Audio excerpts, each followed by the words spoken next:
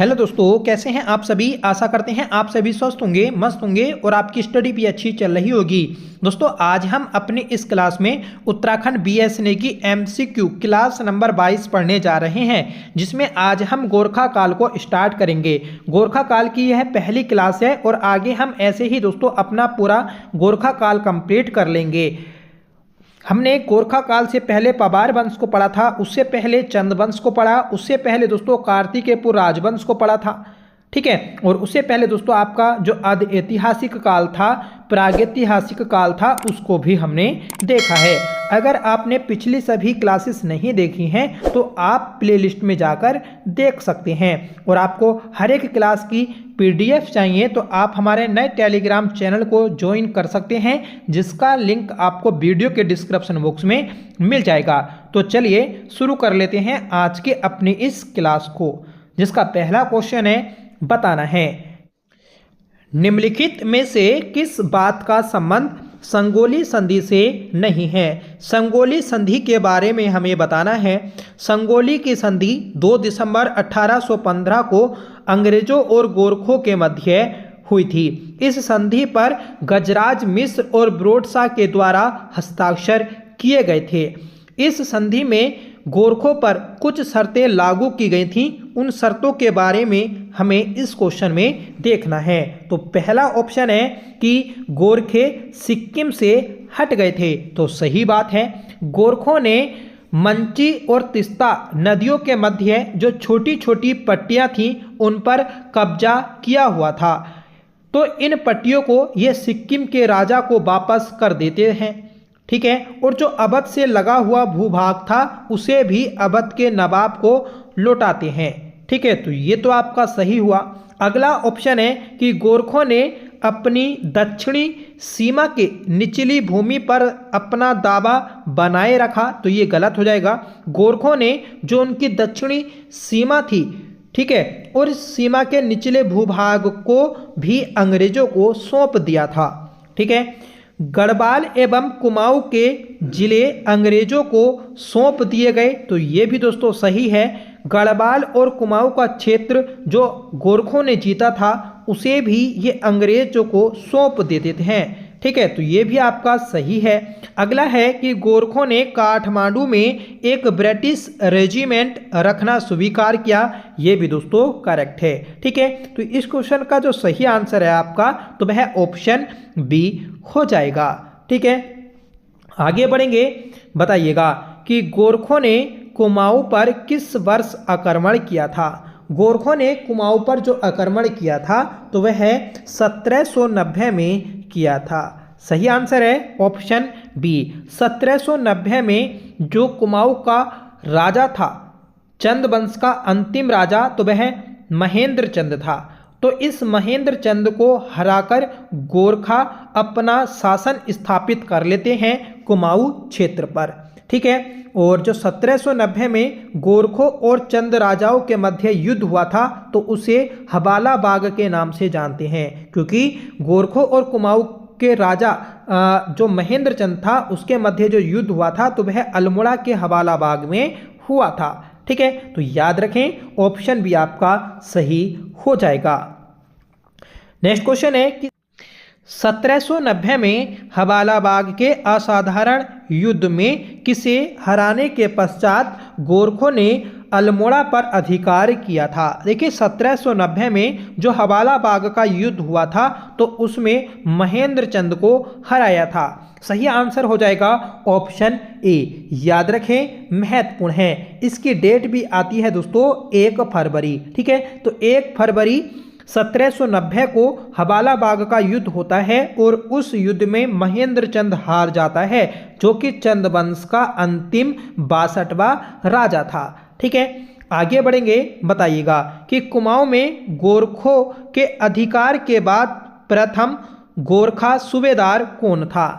तो देखिए जब कुमाऊं पर गोरखों ने अधिकार कर लिया था तो कुमाऊं का जो पहला सूबेदार नियुक्त किया गया था तो वह जोगमल शाह को नियुक्त किया गया था। सही आंसर हो जाएगा ऑप्शन बी। जोगमल शाह ये 1791 से 92 तक सूबेदार के पद पर रहता है तो याद रखिएगा सूबेदार को ही दोस्तों सूबा भी बोलते हैं। ठीक है, तो क्वेश्चन बनता है कि कुमाऊं का पहला सूबा कौन था, तो जोगमल शाह था। ठीक है, इसी के द्वारा दोस्तों कुमाऊं पर पहला भूमि बंदोबस्त भी कराया गया था। क्वेश्चन बनता है कि किस गोरखा सूबा के द्वारा कुमाऊं पर पहला भूमि बंदोबस्त कराया गया, तो जोगमल शाह के द्वारा करवाया गया था। ठीक है, जोगमल शाह के बाद में जो दूसरा सूबा बना तो वह काजी नरशाही बना था। काजी नरशाही के समय ही दोस्तों मंगलवार रात्रि कांड की घटना घटी थी, जिसे आज भी दोस्तों कहावत के रूप में जाना जाता है। और दोस्तों कहावत है कि मंगल की रात और नरशाही का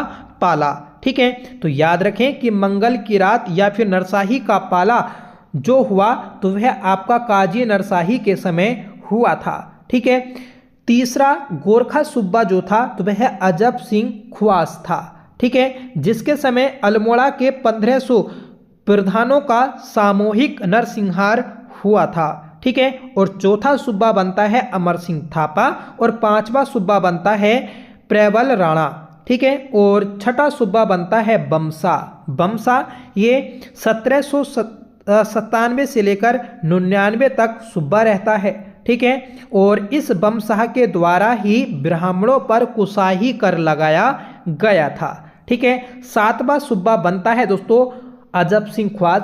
अजब सिंह ख्वाज ये 2 बार सूबा बना था, एक तो तीसरा सूबा था और 7वां सूबा भी यही बना था। इसके समय भी दोस्तों एक कथन या कहावत प्रचलित थी कि ब्राह्मणों के पैर पूजे जाते हैं, सिर नहीं, इसलिए बोझा सिर पर रखो। ठीक है, 8वां सूबा बना था धोकल सिंह और धोकल सिंह की मृत्यु दोस्तों धोखे से कर दी गई थी। ठीक है, और इसके बाद में 1802 में जो अगला सूबा बनता है तो वह रुद्रवीर शाह बनता है और रुद्रवीर शाह के द्वारा टानकर लगाया गया था। टानकर ये बुनकरों से लिया जाता था, याद रखें। ठीक है, और इस रुद्रवीर शाह के बाद में काजी गज शेखर पांडे सूबा बनता है और इसके बाद में ऋतुराज थापा बनता है और अंत में दोस्तों आपका चौतरिया बड़ा बमशाह सूबा बनता है। ठीक है, तो ये आपका अंतिम सूबा होता है। याद रखें कि 1815 में गोरखों का जो सूबा था कुमाऊं में तो वह चौतरिया बड़ा बमशाह था। ठीक है,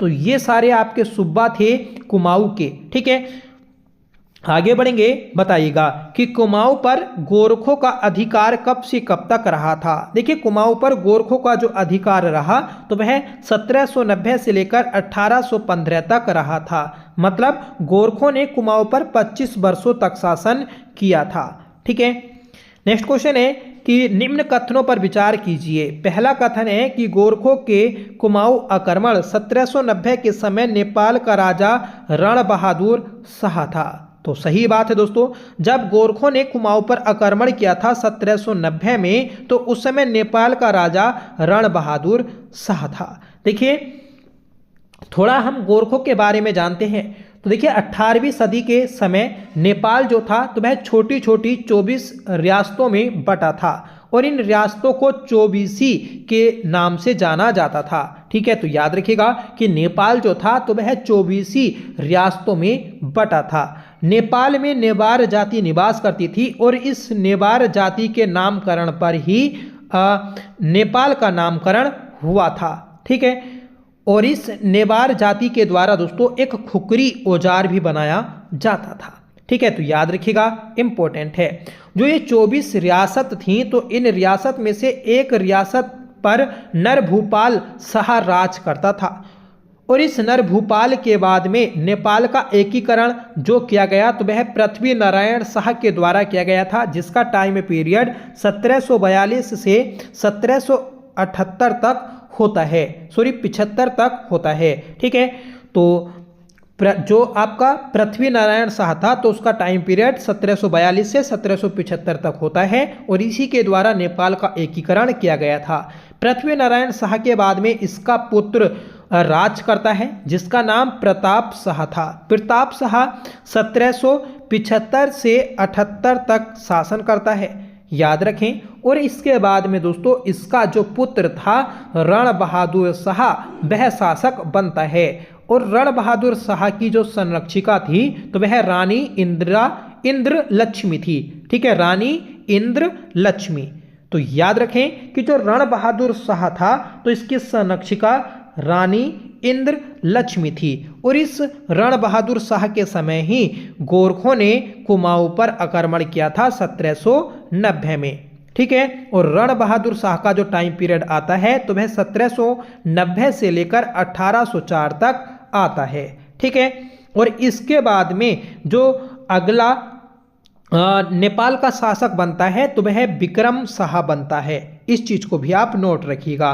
ठीक है, तो अगला कथन है हमारा कि गोरखों के गढ़वाल आक्रमण 1804 के समय नेपाल का राजा विक्रम शाह था। तो सही बात है दोस्तों, क्योंकि 1804 तक रण बहादुर शाह ने राज किया था और उसके बाद में विक्रम शाह राजा बन जाता है नेपाल का। ठीक है, तो दोनों ही कथन आपके सही हैं, तो इसलिए ऑप्शन सी करेक्ट हो जाएगा।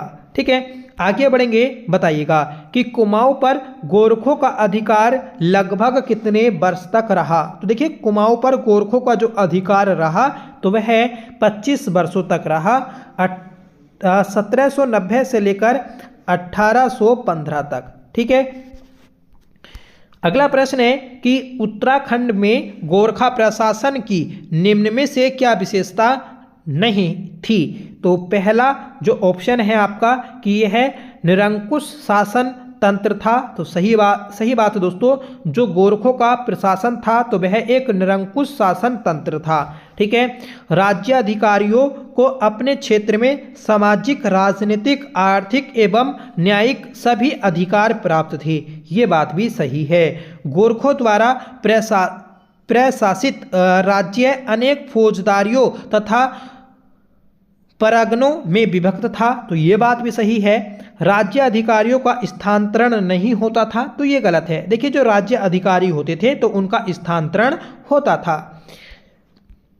नेक्स्ट क्वेश्चन है कि कुमाऊं में द्वितीय गोरखा सूबेदार किसे बनाया गया था। देखिए पीछे हमने पूरा क्रम देखा था और उन जो सूबा थे उनकी विशेषताओं को भी देखा। ठीक है, तो कुमाऊं का जो दूसरा सूबा था तो वह काजी नरसाही था, जिसके समय नरसाही का पाला या फिर मंगल की रात की घटना घटी थी। ठीक है, याद रखें। अगला प्रश्न है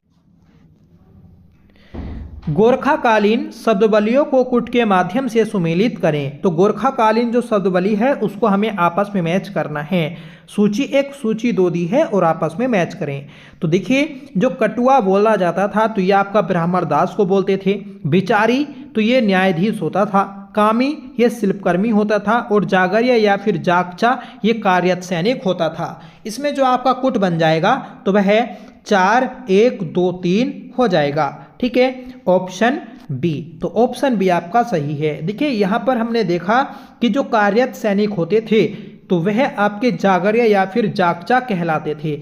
ऐसे ही दोस्तों आपके पेंशनधारी सैनिक भी होते थे और जो ये पेंशनधारी सैनिक होते थे तो इन्हें ठाकुरिया बोला जाता था। ठाकुरिया। ठीक है, तो याद रखें कि गोरखा काल में 2 प्रकार के सैनिक होते थे, एक तो आपके कार्यरत सैनिक और एक आपके पेंशनधारी।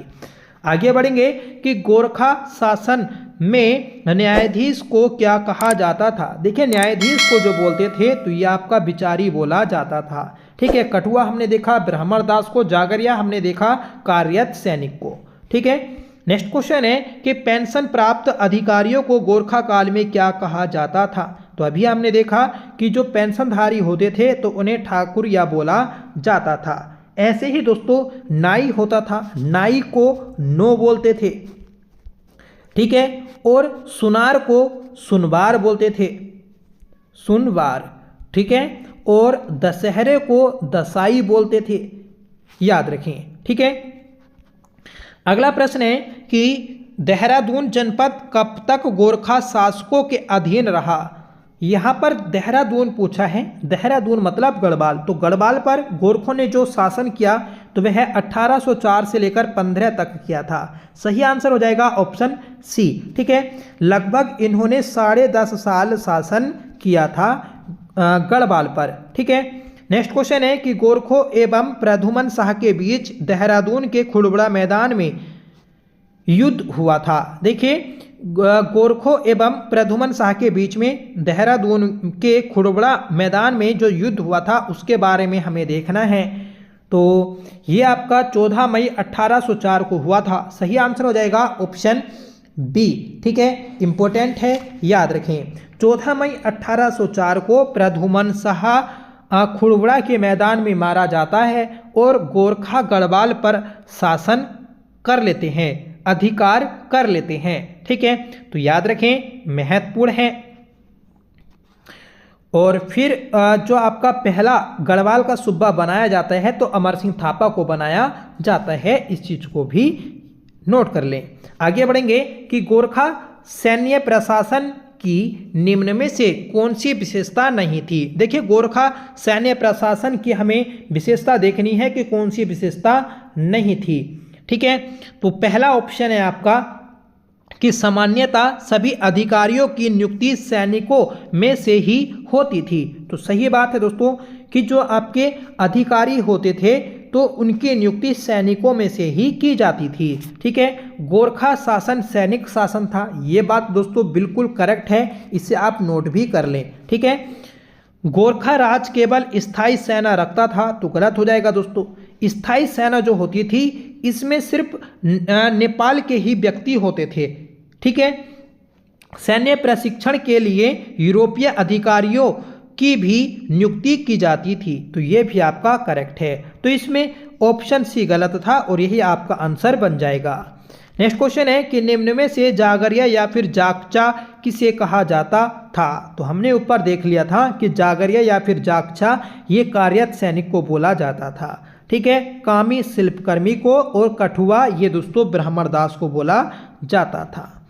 नेक्स्ट क्वेश्चन है कि शुभांगी दस्तूर नामक कर किस आधार पर लिया जाता था। देखिए, शुभांगी दस्तूर कर जो होता था तो ये बीसी भूमि पर लिया जाता था। सही आंसर हो जाएगा ऑप्शन ऑप्शन ए।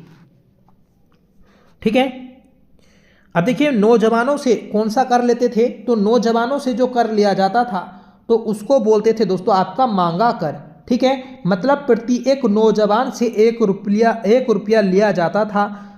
ठीक है, मांगा कर के रूप में। मांगा कर को तत्कालिक कर के रूप में युद्ध के समय भी वसूला जाता था। ठीक है, याद रखें, आपका महत्वपूर्ण प्रश्न है। आगे बढ़ेंगे, बताइएगा कि गढ़वाल में गोरखा सूबेदारों के शासन का सही क्रम है। देखिए, गढ़वाल में गोरखा सूबेदारों के शासन का सही क्रम जो था तो वह हमें देखना है। तो देखिए, मैच करते हैं। जो रणजोर सिंह थापा था तो ये आपका पहला आ जाएगा। रणजोर सिंह थापा ये अमर सिंह थापा का पुत्र था। ठीक है, इसके बाद में हस्तीदल चौतरिया राजा बनता है।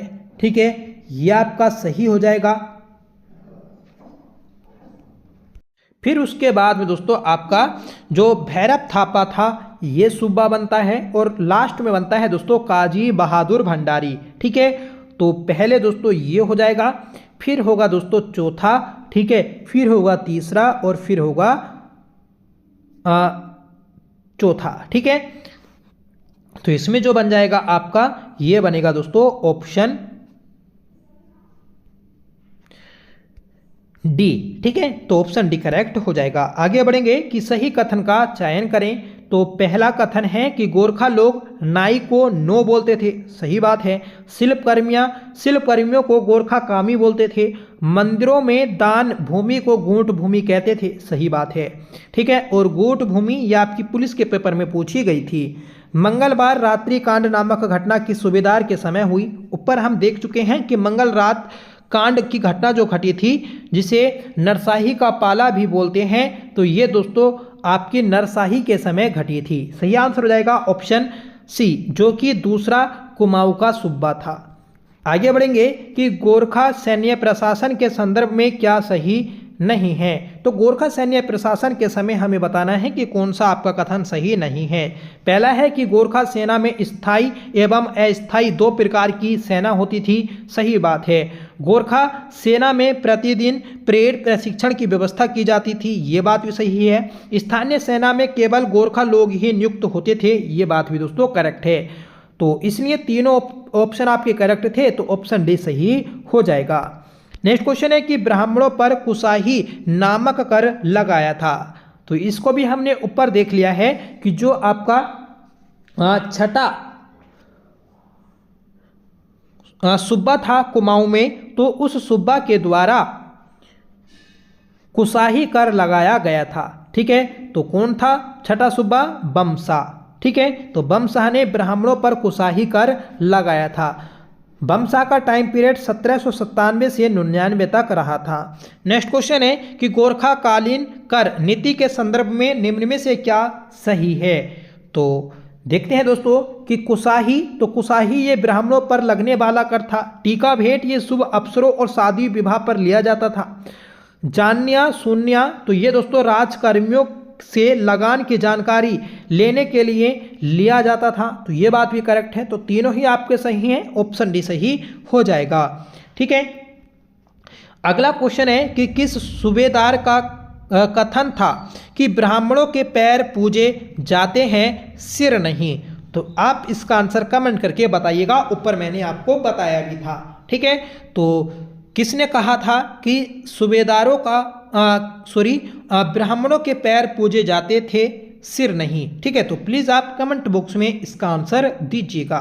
तो ये थी दोस्तों आज की हमारी क्लास, जिसमें हमने लगभग 25 प्रश्नों को देखा था जो कि गोरखा काल से संबंधित हैं। ठीक है, हर एक क्वेश्चन को अच्छे डिटेल से भी देखा, जिससे आपको क्वेश्चन अच्छे से याद हो गया होगा और कोई भी कंफ्यूजन नहीं होगा। अगर आपको कोई भी डाउट बनता है तो प्लीज़ आप कमेंट में अपना डाउट क्लियर कर सकते हैं। ठीक है, और आप प्लीज़ अपना फीडबैक भी ज़रूर दिया करें कि आपको अगर वीडियो अच्छी नहीं लगती है तो प्लीज़ ज़रूर बताया करें, अगर अच्छी लगती है तो तब भी बताया करें। ठीक है, अगर दोस्तों कोई भी कमी रहती है क्लास को कराने में तो उसका दोस्तों हल निकाला जाएगा, आपका सजेशन दोस्तों ज़रूर माना जाएगा। ठीक है, और इसकी आपको PDF चाहिए तो आप हमारे टेलीग्राम चैनल को जरूर ज्वाइन कर लीजिएगा।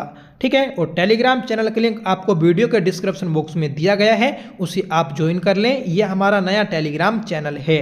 ठीक है, तो जो लोग हमारे चैनल पर पहली बार विजिट करते हैं तो प्लीज़ चैनल को सब्सक्राइब जरूर कर लिया करें, आपसे मेरी रिक्वेस्ट है।